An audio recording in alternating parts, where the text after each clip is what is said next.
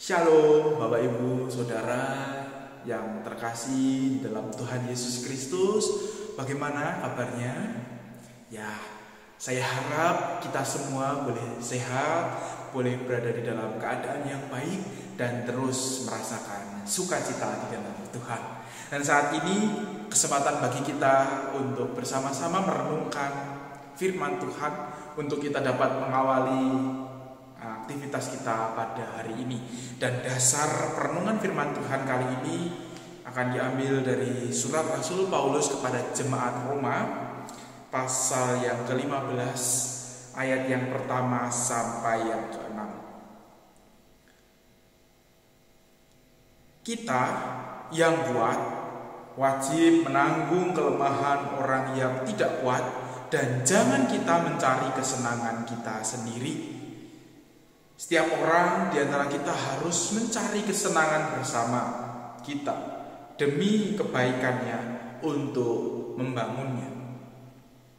Karena Kristus juga tidak mencari kesenangannya sendiri, tetapi seperti ada tertulis, kata-kata cercaan mereka yang mencerca engkau telah mengenai aku.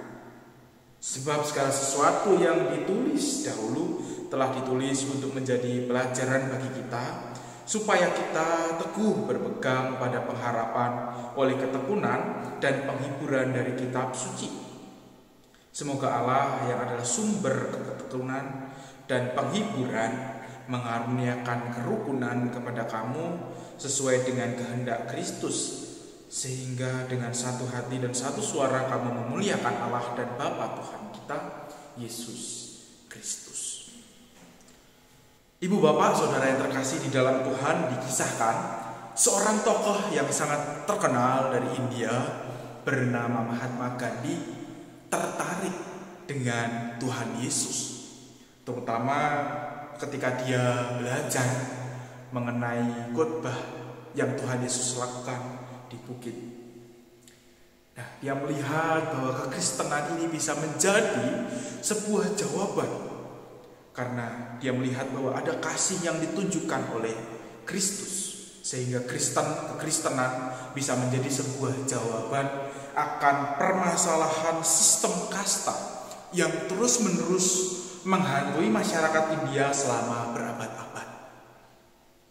Hingga melalui kekagumannya kepada Kristus, kekagumannya kepada Tuhan Yesus, Mahatma Gandhi pergi ke sebuah gereja di sana untuk mengikuti sebuah kebaktian. Akan tetapi setibanya ia di pintu gereja, ia diberhentikan oleh seseorang dan ia diberitahu, kalau mau ikut kebaktian Anda bisa melakukan itu di gereja khusus orang berkulit hitam di seberang sana. Begitu kira-kira kata orang gereja tersebut. Dan dari pengalaman ini Mahatma Gandhi merasa kecewa, kemudian pergi dan tidak kembali lagi masuk ke dalam gereja. Mahatma Gandhi menunjukkan dan melihat bahwa kehidupan orang-orang Kristen ternyata ada yang justru tidak mencerminkan ajaran Tuhan Yesus sendiri. Sikap individualis yang hanya mau mementingkan diri sendiri, yang memikirkan diri sendiri, kemudian melakukan apapun seenaknya sendiri hanya untuk kepuasan pribadi, hanya untuk kesenangan pribadi, dan juga tidak mau hidup di dalam sebuah cinta kasih dalam keberagaman, justru banyak ditunjukkan oleh orang-orang Kristen. Dan ini mencederai kehidupan Kristen yang sejati.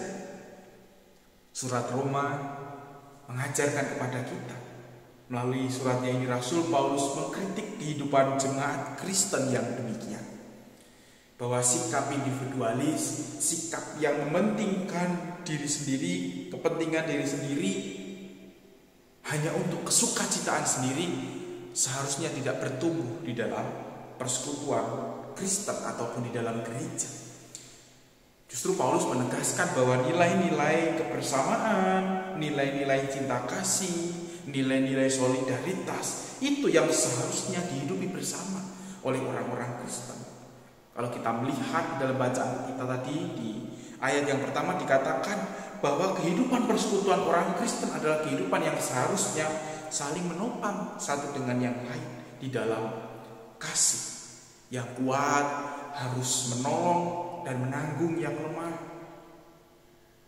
Nah, pertanyaannya di sini Bapak Ibu, apakah ada di antara kita yang sama sekali tidak punya kelemahan? Tentu pasti setiap kita punya yang namanya kelemahan. Maka dari itu kita membutuhkan peran saudara-saudara kita seiman untuk mengisi, untuk menopang segala kekurangan yang kita miliki. Dan begitu pun sebaliknya, kita juga memiliki sebuah tanggung jawab untuk menopang, untuk menolong dan mengisi kelemahan saudara-saudara kita yang lain. Hingga terjadilah sebuah relasi cinta kasih, sebuah relasi saling menopang, saling mengisi dan saling menguatkan satu dengan yang lain. Sehingga gereja bisa menjadi sebuah komunitas persekutuan yang sehat dan menyegarkan bagi kehidupan kita. Sekali lagi kita harus mengingat Bapak Ibu bahwa kita adalah makhluk sosial, manusia yang selalu membutuhkan orang lain di dalam kehidupan kita. Sehingga tidak baik bagi kita jika kita memiliki sikap individualis, termasuk ketika kita berada di dalam persekutuan gereja. Dan dari suratnya ini Rasul Paulus mengajak kita untuk melihat teladan Tuhan Yesus yang justru seharusnya menjadi motivasi bagi setiap kita. Di ayat yang ketiga dikatakan bahwa Kristus pun tidak mencari kesenangannya sendiri. Ketika Yesus melakukan karyanya, ia berkorban, ia mati di atas kayu salib, bahkan bangkit.